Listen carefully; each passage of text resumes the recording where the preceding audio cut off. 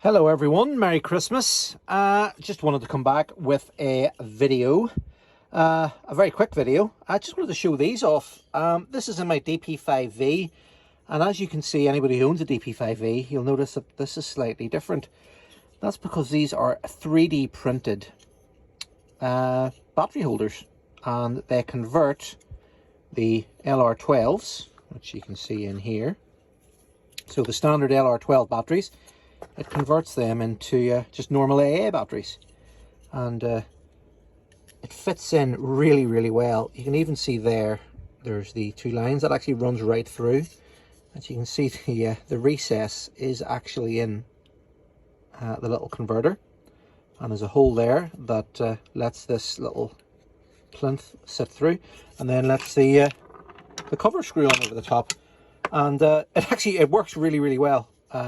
Obviously you'll notice I've left this one out. That is because I have a larger bulb in mine, or larger bulbs in mine, and I need a larger battery to run them.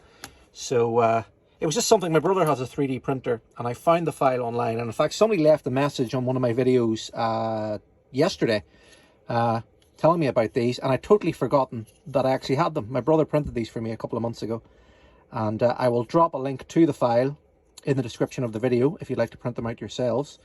I don't know if these fit in the DP5A or the DP5B. I'm not 100% sure, but they definitely fit in the DP5V, as you can see. Now, what you're supposed to do is these metal contacts, you're supposed to pinch them in.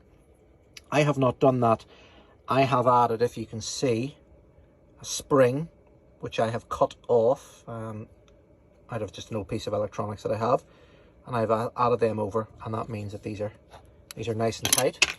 And if I put the cover back on, so we'll close that over, and then we'll turn this round,